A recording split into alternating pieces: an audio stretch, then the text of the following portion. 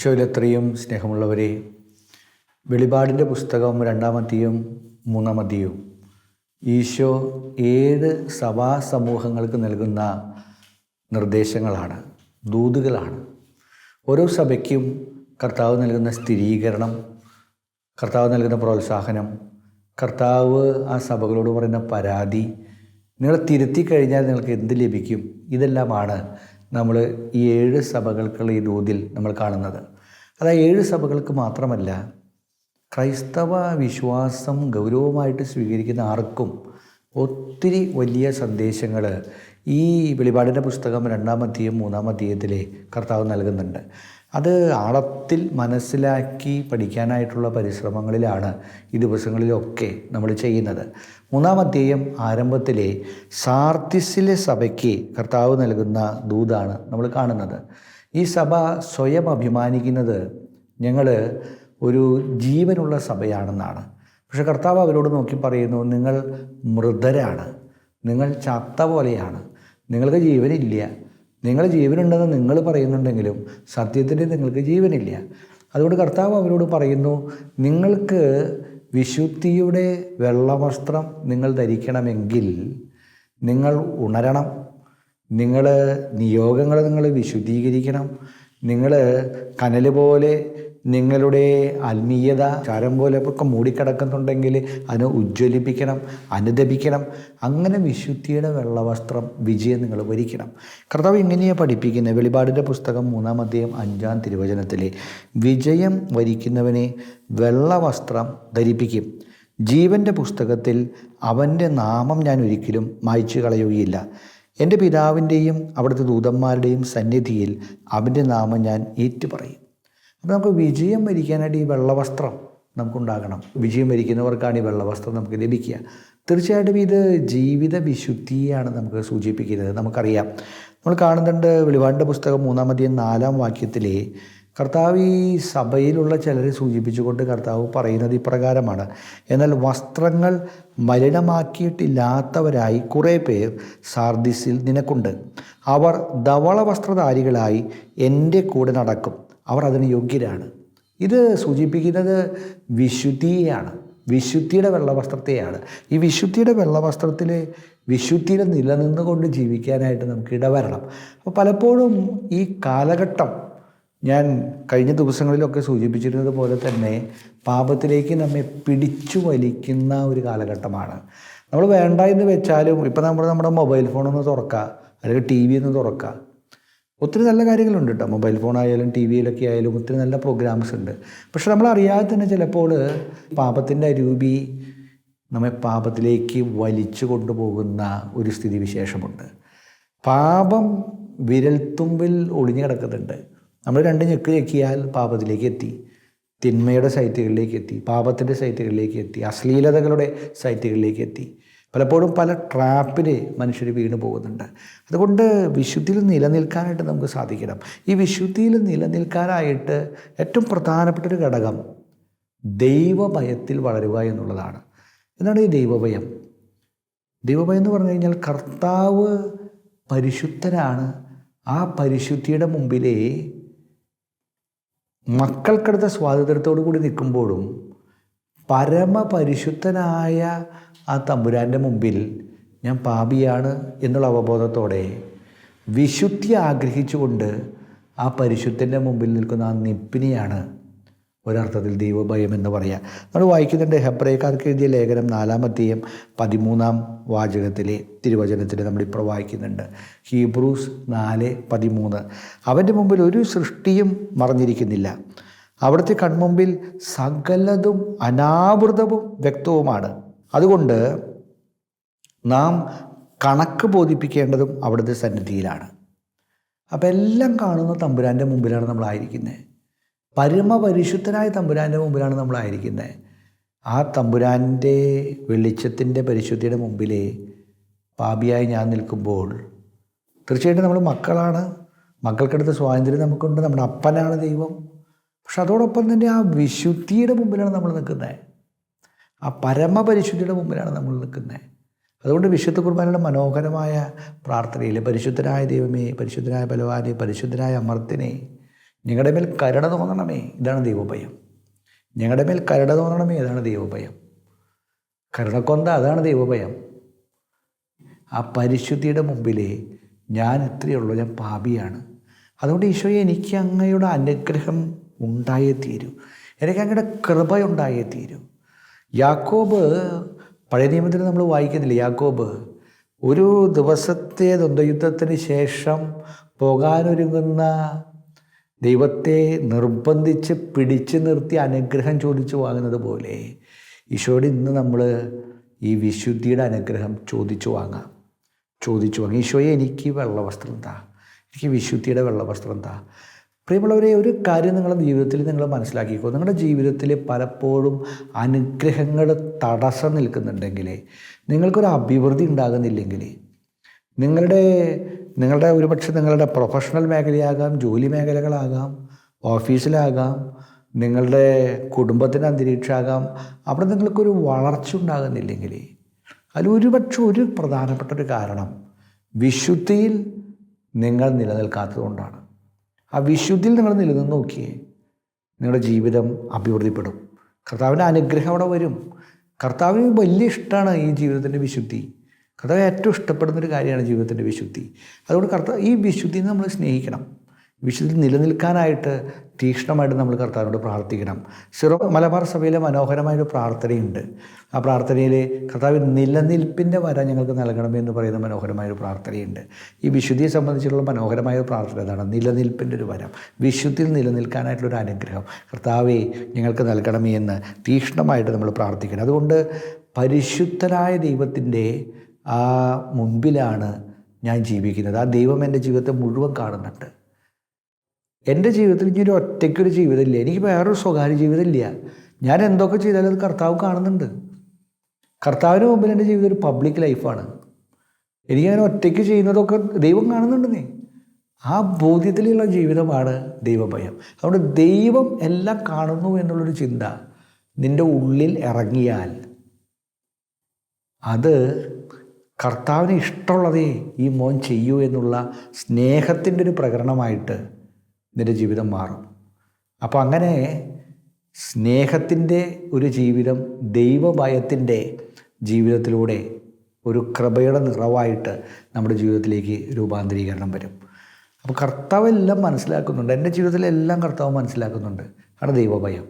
അതങ്ങനെ വരുമ്പോൾ കർത്താവിന് ഇഷ്ടമുള്ളത് ഈ മോൻ ചെയ്യൂ, അപ്പന് ഇഷ്ടമുള്ളതല്ലേ മോൻ ചെയ്യൂ, അപ്പന് ഇഷ്ടക്കേട്ടുള്ളത് ഞാൻ ചെയ്യില്ല. എല്ലാം കാണുന്നതിൻ്റെ ഈശോനെ ഞാൻ വേദനിപ്പിക്കുമോ? ഇനി ഞാൻ വീണ്ടും ഈശോനെ കുരിശിൽ തറയ്ക്കണോ? ഈ ചിന്ത എൻ്റെ മനസ്സിനെ വിശുദ്ധിയിൽ നിലനിൽക്കാനായിട്ട് സഹായിക്കും. ഈ വെള്ളവസ്ത്രം എൻ്റെ ജീവിതത്തിലേക്ക് കൊണ്ടുവരാനായിട്ട് സാധിക്കും. ഒരു കാര്യം നമ്മൾ പ്രത്യേകമായിട്ട് ശ്രദ്ധിക്കുക, പലപ്പോഴും പിശാച് ഈ ഒരു മേഖലയിൽ സ്ട്രഗിൾ ചെയ്യുന്നവർ പ്രത്യേകമായിട്ട് ശ്രദ്ധിക്കുക. പിശാച് ചിലപ്പോഴെങ്കിലും നിരാശാബോധം കൊണ്ടുവരും. ചില മനുഷ്യരെങ്കിലും ഒത്തിരിയേറെ പരിശ്രമിച്ചാലും ഒരേ പാപത്തിൽ പലപ്പോഴും വീണു പോകുന്നൊരവസരം പലപ്പോഴും ഉണ്ടാകാറുണ്ട്. അപ്പോൾ പിശാച് കൊണ്ടുവരുന്നൊരു ചിന്ത, ഇനി നീ രക്ഷപ്പെടില്ല, നീ എന്തൊക്കെ ചെയ്തു, കുറേ പരിശ്രമിച്ചു, ഒരു ധ്യാനം കൂടി, ഇപ്പോഴും നീ അതുപോലെ തന്നെ നിൽക്കണം. ചില പാപത്തിൻ്റേതായിട്ടുള്ള ചില തളക്കദോഷങ്ങൾ, അതിലൊക്കെ നീ രക്ഷപ്പെടാൻ പറ്റില്ല എന്ന് പറയുന്ന ഒരു നിരാശാബോധം അത് പിശാച് കൊണ്ടുവരുന്നതാണ്. നമ്മളെപ്പോഴും മനസ്സിലാക്കേണ്ട ഒരു കാര്യം, പുത്രൻ നിങ്ങളെ സ്വതന്ത്രരാക്കിയാൽ നിങ്ങൾ യഥാർത്ഥത്തിൽ സ്വാതന്ത്ര്യമുള്ളവരായിത്തീരും. ഇത് ഈശോയുടെ വലിയൊരു വാഗ്ദാനമാണ്. പുത്രൻ നിങ്ങളെ സ്വതന്ത്രരാക്കിയാൽ നിങ്ങൾ യഥാർത്ഥത്തിൽ സ്വാതന്ത്ര്യമുള്ളവരായിത്തീരും. അപ്പോൾ ജീവിതത്തിൻ്റെ ഏതെങ്കിലും മേഖലയിൽ, ഏത് മേഖലയിലാകണമെങ്കിലും, വിദ്വേഷത്തിൻ്റെ മേഖലയാകട്ടെ, അസൂയയുടെ മേഖലയാകട്ടെ, വിശുദ്ധമായിട്ടുള്ള ജീവിത നൈർമല്യത്തിൻ്റെ മേഖലയാകട്ടെ, കുടുംബജീവിതത്തിൻ്റെ മേഖലകളാകട്ടെ, സ്നേഹത്തിൻ്റെ ആ മേഖലകളിലാകട്ടെ, ആ മേഖലകളിലൊക്കെ നമ്മളെപ്പോഴും ഓർത്തിരിക്കേണ്ട ഒരു കാര്യം, ഈശോയുടെ ഒരു ടച്ച് അവിടെ വന്നു കഴിഞ്ഞാൽ നമ്മുടെ ജീവിതം കൃപ കൊണ്ട് നിറഞ്ഞൊരു ജീവിതമായിട്ട് തീരും. കർത്താവ് നമ്മളപ്പോൾ അവിടെ അനുഗ്രഹിക്കും. ഈശോയുടെ ആ ടച്ച് നമ്മുടെ ജീവിതത്തിൽ ഉണ്ടാകണം. അപ്പോൾ ഈ പാപത്തിൽ നിന്നുള്ള മോചനം ഉണ്ടാവുകയും, ഈ വിദ്വേഷത്തിൽ നിന്നുള്ള മോചനം ഉണ്ടാവുകയും, ഈ സ്വാർത്ഥതയിൽ നിന്ന് മോചനം ഉണ്ടാവുകയും, അസൂയയിൽ നിന്നുള്ള മോചനം ഉണ്ടാവുകയും, അശുദ്ധിയിൽ നിന്നുള്ള മോചനം ഉണ്ടാവുകയും, അങ്ങനെ കൃപ കൊണ്ട് ജീവിതം നിറയാനായിട്ട് നമുക്ക് ഇടവരികയും ചെയ്യാം. അപ്പോൾ പിശാച് കൊണ്ടുവരുന്നൊരു ചിന്തയാണിത്, നീ ഇനി രക്ഷപ്പെടില്ല എന്നുള്ളൊരു ചിന്ത. അങ്ങനെ എപ്പോഴെങ്കിലും ആർക്കെങ്കിലും തോന്നുന്നുണ്ടെങ്കിൽ നിങ്ങൾ ഓർക്കുക, കർത്താവിൻ്റെ ഒരു വാഗ്ദാനം ഇതാണ്: ഈ നിമിഷം ക്രിസ്തു നിങ്ങളോട് പറയുന്നു, നീ രക്ഷപ്പെടും, ഇന്ന് നീ രക്ഷപ്പെടും, ഇന്ന് നീ രക്ഷപ്പെടും. സ്പെയിനിലെ മനോഹരമായിട്ടുള്ള ഒരു ദേവാലയമാണ്, ക്രോബോയിലൊരു ദേവാലയമാണ്. ആ ദേവാലയത്തിൽ ഒരു കുരിശുണ്ട്. ആ കുരിശിൻ്റെ ഒരു പ്രത്യേകത, ആ കുരിശിലെ ഒരു കൈ തൂങ്ങപ്പെട്ട രൂപം ഇങ്ങനെയാണെങ്കിൽ മറ്റേ കൈയെ അടിയിലാണ് കിടക്കുന്നത്. ഇതിന് പിന്നെ ഒരു ചരിത്രമുണ്ടെന്നാണ് പറയണത്, ഒരു കഥയുണ്ടെന്നാണ് പറയണത്. ഒരു മനുഷ്യൻ ഒരച്ഛൻ്റെ അടുത്ത് കുമ്പസാരിക്കാനായിട്ട് വന്നു. ഇവിടെ ഈ ആശ്രമ ദേവാലയത്തിൽ കുമ്പസാരിക്കാനായിട്ട് വന്ന ആ പാപങ്ങൾ ഏറ്റു പറഞ്ഞു. അച്ഛൻ ആ പാപങ്ങൾ ക്ഷമിച്ചു. എന്നിട്ട് പറഞ്ഞു, മേലിൽ പാപം ചെയ്യരുത്, നീ ശ്രദ്ധിക്കണം എന്ന് പറഞ്ഞുകൊണ്ട് അവനെ വിട്ടു. ഈ മനുഷ്യൻ വീണ്ടും അടുത്ത ആഴ്ച വീണ്ടും ഈ അച്ഛൻ്റെ അടുത്ത് വന്നു. അതേ പാപം, അതേ അച്ഛൻ. അപ്പോൾ അച്ഛൻ പറഞ്ഞു, ശ്രദ്ധിക്കണം, മേലിൽ പാപം ചെയ്യരുത്, ഈ മേഖലയിൽ കൂടുതൽ ശ്രദ്ധിക്കേണ്ടതായിട്ടുണ്ട് എന്ന് പറഞ്ഞ് അച്ഛൻ വീണ്ടും ആ മനുഷ്യന് ആശീർവാദം കൊടുത്തു, പാപമോചനം നൽകി. സന്തോഷമായിട്ട് ആ മനുഷ്യനെ പറഞ്ഞയച്ചു. മേലിൽ പാപം ചെയ്യരുത് എന്ന് പറഞ്ഞുകൊണ്ട് അവനെ പറഞ്ഞയച്ചു. പിന്നത്തെ ആഴ്ച ഈ മനുഷ്യൻ വീണ്ടും വന്നു, ഇതേ പാപം, ഇതേ അച്ഛൻ. അപ്പോൾ അച്ഛന് ചെറുതായിട്ടൊരു ഇറിറ്റേഷൻ വന്ന് അച്ഛൻ പറഞ്ഞേ, ഇതെന്തത്, ഇതൊരേ പാപം തന്നെയാണല്ലോ, ചില കാര്യങ്ങൾ ശ്രദ്ധിക്കണം, നീ മേലെ ആവർത്തിക്കരുത് കേട്ടാ, നീ പാപം ചെയ്യരുത്. ആശീർവാദം കൊടുത്തു, അവനെ പറഞ്ഞയച്ചു. സന്തോഷമായിട്ട് അവൻ പോയി. പക്ഷെ 2 ദിവസം കഴിഞ്ഞപ്പോൾ ഈ മനുഷ്യൻ വീണ്ടും വന്നേ, ഇതേ പാപമായിട്ട്. അപ്പോൾ ഇതേ അച്ഛൻ തന്നെ. അച്ഛൻ പറയുന്നത്, എന്ത് തമാശയെ, ഒരേ കാര്യം തന്നെ വീണ്ടും വീണ്ടും ഇങ്ങനെ പറഞ്ഞുകൊണ്ടിരിക്കുക, നിനക്ക് ഞാൻ പാപമോചനവും ഇല്ല, നിനക്കെന്താ മനസ്താപം ഉണ്ടെങ്കിൽ ആ പാപം നിങ്ങളുടെ ജീവിതത്തിൽ മാറ്റം വരണം, ഞാൻ ക്ഷമിക്കാൻ തയ്യാറില്ല. അച്ഛനെ ദേഷ്യം വന്ന് അച്ഛനെ നെറ്റുപോയി. ഈ മനുഷ്യൻ കർത്താവിന് തൂങ്ങപ്പെട്ട രൂപത്തിൻ്റെ മുമ്പിൽ ചങ്കത്തടിച്ചു കൊണ്ട് പറഞ്ഞു, കർത്താവേ, ഞാൻ പാപം ചെയ്തു പോയി, എന്നോട് ക്ഷമിക്കണമേ എന്ന് പറഞ്ഞു. അപ്പോൾ ഈ അച്ഛനും ഈ മനുഷ്യനും കേൾക്കേ കർത്താവ് പറഞ്ഞൊരു വാചകമുണ്ട് അത്രേ. കർത്താവ് പറഞ്ഞ്, ഇവന് വേണ്ടി മരിച്ചത്, കുരിശിൽ കിടന്ന് പിടഞ്ഞ് മരിച്ചത് ഞാനാണ്, എൻ്റെ പാപങ്ങൾ ഞാൻ കുരിശിൽ ഞാൻ ഏറ്റെടുത്ത് കഴിഞ്ഞു, അതുകൊണ്ട് ഞാൻ ഇവന് പാപങ്ങൾ ഞാൻ ക്ഷമിക്കുന്നു. അച്ഛനോട് പറഞ്ഞു എൻ്റെ പാപങ്ങൾ ക്ഷമിക്കാൻ പറഞ്ഞു. എന്നിട്ട് കർത്താവ് അവനോട് പറഞ്ഞേ, നിൻ്റെ പാപങ്ങൾ ഞാൻ ക്ഷമിച്ചിരിക്കുന്നു, മേലിൽ നീ പാപം ചെയ്യരുത്. ഇതാണ് കർത്താവിൻ്റെ കാരുണ്യത്തിൻ്റെ സ്നേഹം. പ്രിയമുള്ളവരെ, ഇതിലുണ്ട് കർത്താവിൻ്റെ കാരുണ്യം, കർത്താവ് ആഗ്രഹിക്കുന്നത്. അതുകൊണ്ട് നമ്മൾ ഇനി പാപത്തിൽ വീഴരുത്. കർത്താവിൻ്റെ സ്നേഹം കൊണ്ട് മനസ്സിൽ നിറയണം. എപ്പോഴെങ്കിലും നമ്മൾ തെറ്റിപ്പോകുന്നുണ്ടെങ്കിൽ ഒരു കാര്യം നമ്മൾ മനസ്സിലാക്കുക, കർത്താവിലേക്ക് ചെന്നാൽ കർത്താവ് അത് ക്ഷമിക്കും, കർത്താവ് പരിപൂർണമായിട്ട് ക്ഷമിക്കും. പക്ഷേ കർത്താവ് ക്ഷമിക്കുമെന്ന് കരുതി നിങ്ങൾ പാപത്തിൽ തുടരരുത്. കർത്താവ് ഇന്ന് ഇത്രയും കാര്യങ്ങൾ ചെയ്ത കർത്താവ് ആവശ്യപ്പെടുന്നത്, വൈ ഡോണ്ട് യു ചേഞ്ച്? ധൂർത്തപുത്രൻ പിതാവിൻ്റെ സമ്പത്ത് വാങ്ങി ധൂർത്തടിച്ച് പന്നികൾ മെയ്യുന്ന തവിടെങ്കിലും കിട്ടിയാൽ അത് മതി എന്നുള്ള രീതിയിൽ തകർന്ന് തരിപ്പണമായൊരു ജീവിതം. അവസാനം സുബോധം വന്ന് തിരിച്ചു വന്ന് പിതാവ് അവനെ വാരിപ്പുണർന്ന് വീട്ടിലേക്ക് സ്വന്തം മകനായിട്ട് സ്വീകരിച്ചു. കൊഴുത്ത കാളക്കുട്ടിയെ കൊന്ന് വിരുന്നൊരുക്കി. അങ്ങനെ വീണ്ടും അവനെ മകനാക്കി. ഞാൻ നിങ്ങളോട് ചോദിക്കട്ടെ, ഈ ധൂർത്തപുത്രൻ ഒരാഴ്ച കഴിഞ്ഞ് വീണ്ടും പിതാവിൻ്റെ അടുത്ത് ഇങ്ങനെ പറഞ്ഞു കാണോ, ഇപ്പം എന്നെ വീണ്ടും മോനാക്കിയില്ലേ, അങ്ങനെയാണെങ്കിൽ ഇപ്പം ആ സ്വത്തിൻ്റെ പകുതി അവകാശം എനിക്കല്ലേ, ആ സ്വത്തിൻ്റെ പകുതി എനിക്ക് വീണ്ടും തന്നോ, ഞാൻ വീണ്ടും പോവാ, അങ്ങനെ പോയി കാണോ? നമ്മളിപ്പോൾ അങ്ങനെ പോണേ. നമ്മൾ ഓരോ കുമ്പസാരം കഴിഞ്ഞ് നമ്മളിപ്പോൾ ചെയ്തുകൊണ്ടിരിക്കുന്ന കാര്യം അതാ. അതുകൊണ്ട് പ്രിയമുള്ളവരെ, കർത്താവിൻ്റെ സ്നേഹം കൊണ്ട്, ആ സ്നേഹം കൊണ്ട് നിറയണം. അങ്ങനെ നിറഞ്ഞു കഴിഞ്ഞാലാണ് ഇതിൽ നിന്നുള്ള മോചനം നമുക്കുണ്ടാകുക. അതിൻ്റെ കർത്താവിൻ്റെ ഒരു അനുഭവം നമുക്കുണ്ടാകണം. ഒരു യാന്ത്രിക തലത്തിൽ നിന്ന് അനുഭവത്തിൻ്റെ തലത്തിലേക്ക് ദൈവാനുഭവം മാറുമ്പോഴാണ് തീരുമാനങ്ങളിലേക്കും കർത്താവിൻ്റെ കൃപയിലേക്കും കർത്താവിൻ്റെ അരൂപിയുടെ ശക്തിയിലേക്കും നമ്മുടെ ജീവിതം രൂപാന്തരപ്പെടുക എന്നുള്ളത് നമ്മൾ തീർച്ചയായിട്ടും നമ്മൾ മനസ്സിലാക്കണം. എൻ്റെ പ്രിയമുള്ളവരെ, കൊറിന്തോസുകാർക്ക് എഴുതിയ ലേഖനം 2-ാം ലേഖനം 12-ാം അധ്യായം 9-ാം വാക്യം, 2 കൊറിന്തോസ് 12:9 കർത്താവ് ഇങ്ങനെ പറയുന്നു, എന്നാൽ അവിടുന്ന് എന്നോട് അരുളി ചെയ്തു, നിനക്കെൻ്റെ കൃപ മതി, എന്തെന്നാൽ ബലഹീനതയിലാണ് എൻ്റെ ശക്തി പൂർണ്ണമായും പ്രകടമാകുന്നത്. നമ്മൾ മനസ്സിലാക്കുക, നമ്മൾ പലപ്പോഴും ബലഹീനരാണ്, പാപങ്ങൾ വീണു പോകുന്നു. പക്ഷെ അപ്പോൾ എപ്പോഴും നമ്മുടെ മനസ്സിലുണ്ടാക്കേണ്ട ഒരു ചിന്ത, കർത്താവിൻ്റെ കൃപ എൻ്റെ കൂടെയുണ്ട്, ആ കൃപയിലാണ് ഞാൻ ജീവിക്കുന്നത്, ആ കൃപയിൽ ഞാൻ ആയിരുന്നു കഴിഞ്ഞാൽ വിശുദ്ധിയുടെ വെള്ളവസ്ത്രം തീർച്ചയായിട്ടും എനിക്ക് ലഭിക്കും എന്നുള്ള പരിപൂർണമായ ബോധ്യം നമ്മുടെ ജീവിതത്തിൽ ഉണ്ടാക്കുക. അതുകൊണ്ട് ഈശോ നൽകുന്ന ഈ വാഗ്ദാനം ഹൃദയത്തിൽ അനുഭവിക്കാൻ ഈ വചനം കേൾക്കുന്ന നിമിഷത്തിലെ എല്ലാവർക്കും ഇടവരട്ടെ. യോഹന്നാൻ്റെ സുവിശേഷം 8:36 ജോൺ 8:36. അതുകൊണ്ട് പുത്രൻ നിങ്ങളെ സ്വതന്ത്രരാക്കിയാൽ നിങ്ങൾ യഥാർത്ഥത്തിൽ സ്വതന്ത്രരാകും. ഈ സ്വാതന്ത്ര്യം അനുഭവിക്കാനായിട്ട് ഇടവന്നാലാണ് ഈ വിശുദ്ധിയുടെ വെള്ളവസ്ത്രം ധരിക്കാനും ജീവൻ്റെ പുസ്തകത്തിൽ പേരെഴുതാനും കർത്താവ് നമ്മൾ ഏറ്റുപറയാനും കൃപയുടെ നിറവിൽ ജീവിക്കാനും തീർച്ചയായിട്ടും നമുക്ക് സാധിക്കുക. അതുകൊണ്ട് പാപ സാഹചര്യങ്ങളോട് നമ്മളൊരു കാര്യം ചെയ്യണം, നോ പറയണം. പാപ സാഹചര്യങ്ങളോട് നമ്മൾ നോ പറയണം. നമ്മുടെ വീട്ടിൽ ഒരു പാമ്പിനെ നമ്മൾ വളർത്തിയിട്ട് നമ്മളാ മുറിയിൽ തന്നെ കിടന്നുറങ്ങുക. പാമ്പ് ചിലപ്പോൾ കടിച്ചു എന്നിരിക്കും. അങ്ങനെ വളർത്തരുത്.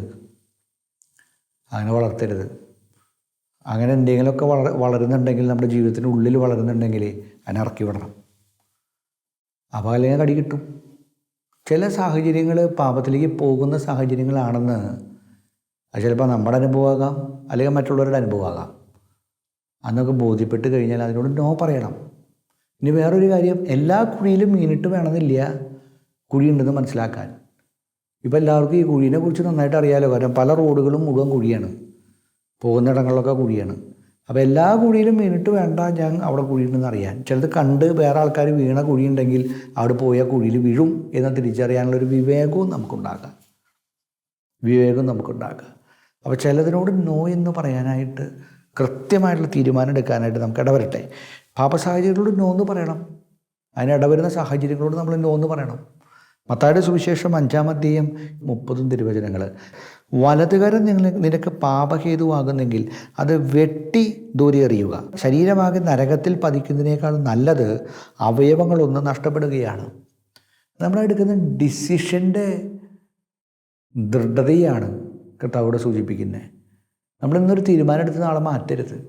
തീർച്ചയായിട്ടും നമ്മുടെ തീരുമാനങ്ങൾ ബലഹീനരാണ്, പാപത്തിലേക്ക് ചായ്വ് നമുക്കുണ്ട്. പക്ഷേ കർത്താവിൻ്റെ കൃപയിൽ കർത്താവ് നമ്മളെ ശക്തിപ്പെടുത്തുന്നേ.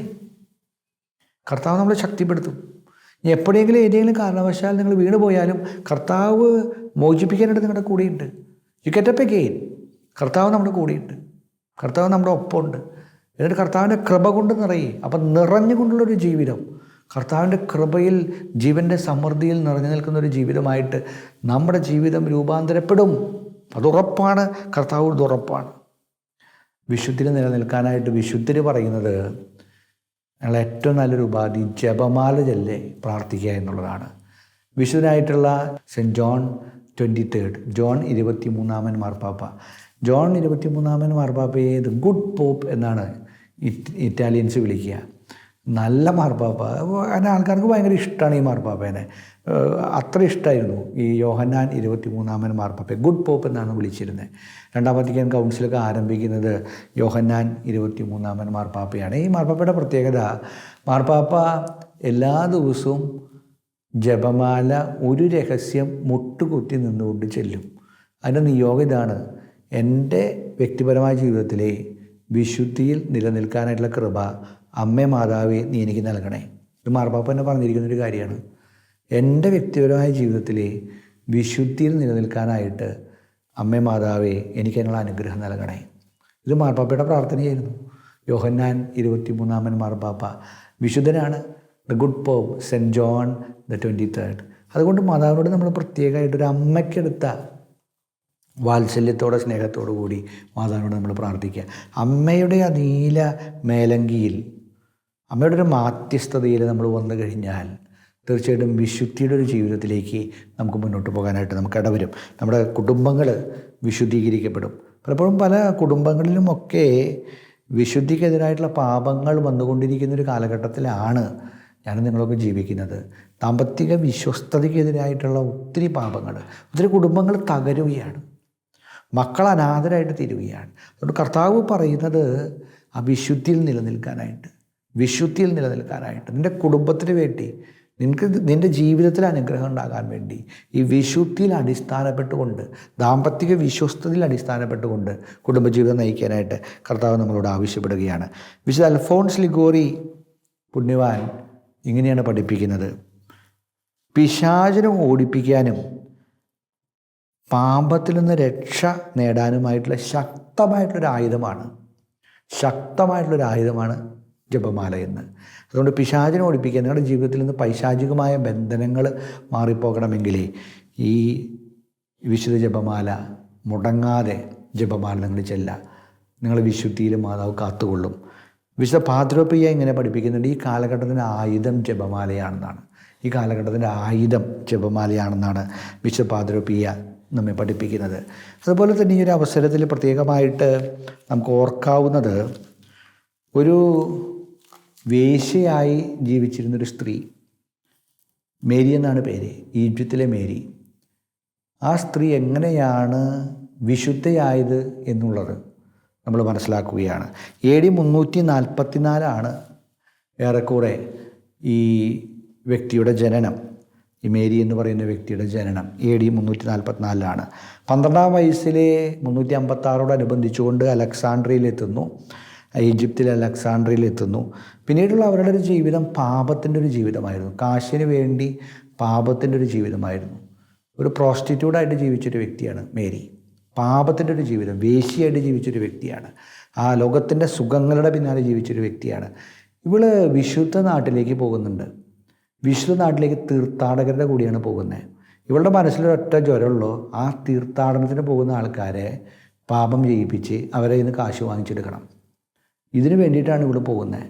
പക്ഷെ അങ്ങനെ അവൾ പോയി കർത്താവിൻ്റെ അടക്കും അതുപോലെ തന്നെ കർത്താവിൻ്റെ ഉയർപ്പുമൊക്കെ നടന്നിട്ടുള്ള ദേവാലയം, ജെറൂസലമിലെ ദേവാലയം, ആ ദേവാലയത്തിൽ എത്തിക്കഴിഞ്ഞപ്പോൾ അവൾക്ക് പെട്ടെന്നൊരു പ്രേരണ ആ ദേവാലയത്തിനുള്ളിലേക്ക് പ്രവേശിച്ച് ഈശോയുടെ ആ ദേവാലയത്തിനുള്ളിലേക്ക് പ്രവേശിക്കാനും പ്രാർത്ഥിക്കാനുമായിട്ട് അവൾക്ക് വലിയൊരു പ്രചോദനം അവളുടെ മനസ്സിലേക്ക് ഉണ്ടാവുകയാണ്, കുരിശിൻ്റെ പുകഴ്ചയുടെ ദിവസം. പക്ഷെ അവളങ്ങനെ ജെറൂസലം ദേവാലയത്തിൽ എത്തിക്കഴിയുമ്പോൾ അവൾക്ക് എന്തു വന്നാലും ആ ദേവാലയത്തിലേക്ക് പ്രവേശിക്കാൻ സാധിക്കുന്നില്ല, ആരും തന്നെ തടയുന്ന പോലെ. അപ്പോൾ അവൾ ഓടിച്ചെന്ന് ദേവാലയത്തിൻ്റെ പുറത്ത് ചെല്ലുമ്പോൾ പരിശുദ്ധ ദൈവമാതാവിൻ്റെ ഒരു രൂപമുണ്ട്, അവിടെ മുട്ടുകുത്തിയൊന്നുകൊണ്ട് അവൾ പ്രാർത്ഥിക്കുന്നുണ്ട്. അമ്മ, എനിക്ക് ദേവാലയത്തിലേക്ക് പ്രവേശിക്കാൻ സാധിച്ചാൽ എൻ്റെ ജീവിതം ഞാൻ മാറ്റാം. അങ്ങനെ മാതാവിനോട് മാധ്യസ്ഥം വഹിച്ച് പ്രാർത്ഥിക്കുമ്പോൾ അവളുടെ ജീവിതത്തിൽ ആ തടസ്സം മാറുകയാണ്. അവൾ കർത്താവിൻ്റെ ദേവാലയത്തിലേക്ക് പ്രവേശിക്കുന്നു, അവിടെ പ്രാർത്ഥിക്കുന്നു. അവിടെ പ്രാർത്ഥിച്ചു കഴിഞ്ഞ് അവിടെ കർത്താവിൻ്റെ തിരുക്കുരിശ് അവൾ സ്പർശിക്കുന്നു. അവളുടെ ജീവിതത്തിൽ വലിയൊരു മാനസാന്തരം ഉണ്ടാവുകയാണ്. അവൾ ആത്മാർത്ഥമായിട്ട് കർത്താവിന് മുമ്പിൽ തൻ്റെ പാപങ്ങൾ ഏറ്റുപറയുകയാണ്. അപ്പോൾ ഒരു സ്വരം അവൾ കേൾക്കുകയാണ്, ജോർദാൻ കടന്നു പോയാൽ നീ ദൈവമഹത്വം പ്രാപിക്കുമെന്ന്. അവൾ ജോർദാൻ കടക്കുന്നു, മരുഭൂമിയിലേക്ക് പ്രവേശിക്കുന്നു. പിന്നീടുള്ള അവളുടെ ഒരു ജീവിതം, 17 വർഷം പാപത്തിൽ ജീവിച്ച ഒരു സ്ത്രീയുടെ ജീവിതം പിന്നീട് 47 വർഷം വിശുദ്ധിയിലുള്ളൊരു ജീവിതമാണ്. കർത്താവിനെ മാത്രം മനസ്സിൽ ധ്യാനിച്ചുകൊണ്ടുള്ള ആ താപസ ജീവിതമാണ്.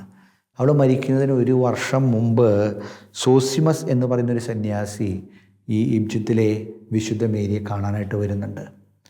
വിശുദ്ധിയുടെ പാഠങ്ങൾ ഈ സോസിമോസിനെ ഈജിപ്തിലെ വിശുദ്ധ മേരി പറഞ്ഞു കൊടുക്കുന്നുണ്ട്.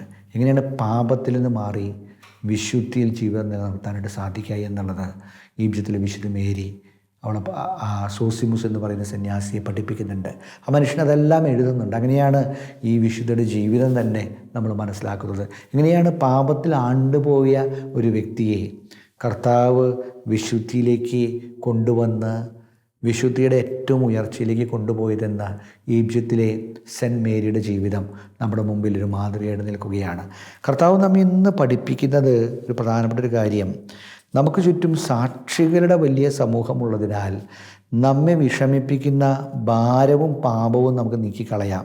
നമുക്കായി നിശ്ചയിച്ചിരിക്കുന്ന ഈ ഓട്ടപ്പന്തയം സ്ഥിരോത്സാഹത്തോടെ നമുക്ക് ഓടിത്തീർക്കാം. ഹീബ്രൂസ് 12:1. ഈ ഓട്ടം നമ്മൾ ഒറ്റയ്ക്ക് ഓടുന്നതല്ല കേട്ടോ, നമ്മുടെ കൂടെ വിശുദ്ധരുണ്ട്. നമുക്ക് പരിശുദ്ധ അമ്മയുടെ വലിയ മാധ്യസ്ഥ, മറൗസെ പിതാവിൻ്റെ വലിയ മാധ്യസ്ഥ നമ്മുടെ കൂടെയുണ്ട്. വിശുദ്ധ പാത്രോപിയോൻ്റെ, ഈജിപ്തിലെ സെൻറ്റ് മേരി, വിശുദ്ധ മരിയ കൊരേത്തിയുടെ, ഇവരുടെയൊക്കെ വലിയ മാധ്യസ്ഥം നമ്മുടെ ജീവിതത്തിലുണ്ട്. അസീസിയിലെ വിശുദ്ധ ഫ്രാൻസിസിൻ്റെ വലിയ മാധ്യസ്ഥമുണ്ട്. വിശുദ്ധർ മുഴുവൻ നമ്മുടെ കൂടെയുണ്ട്. നമ്മുടെ നാടിൻ്റെ വിശുദ്ധരെ, വിശുദ്ധ ചാവറ പിതാവ് പറയുന്നുണ്ടല്ലോ, മരണക്കിടക്കയിൽ വെച്ച മാമോദീസയിൽ ലഭിച്ച വരപ്രസാദം ജീവിതത്തിൽ ഒരിക്കലും എനിക്ക് നഷ്ടപ്പെടാൻ ഇട വന്നിട്ടില്ല എന്ന്. ഇവരുടെയൊക്കെ വലിയ മാധ്യസ്ഥം നമ്മുടെ ജീവിതത്തിലുണ്ട്. അതുകൊണ്ട് ഇതൊരു ജ്വരമാകട്ടെ എൻ്റെ പ്രിയമുള്ളവരെ, വിശുദ്ധിയിൽ നിലനിൽക്കാനായിട്ട് നമുക്ക് ഇടവരട്ടെ. നിങ്ങളെപ്പോഴും ഒരു കാര്യം ചിന്തിക്കുക, ഈ വിശുദ്ധിയുടെ വെള്ളവസ്ത്രം നമ്മുടെ ജീവിതത്തിലുണ്ടെങ്കിലേ കർത്താവിൻ്റെ അനുഗ്രഹത്തിൻ്റെ നിറവും സമൃദ്ധിയും നമ്മുടെ ജീവിതത്തിലുണ്ടാകും. അതുകൊണ്ട് ഇന്ന് ഒരു പ്രാർത്ഥന ചൊല്ലുക. ഈശോ, ഈ വിശുദ്ധിയുടെ വെള്ളവസ്ത്രം എനിക്ക് നൽകണേ, എൻ്റെ കുടുംബത്തിന് നൽകണേ. കർത്താവ് നമ്മെ അനുഗ്രഹം കൊണ്ട് പൊതിയട്ടെ. പിതാവിൻ്റെയും പുത്രൻ്റെയും പരിശുദ്ധാത്മാവിൻ്റെ നാമത്തിൽ ആമേൻ.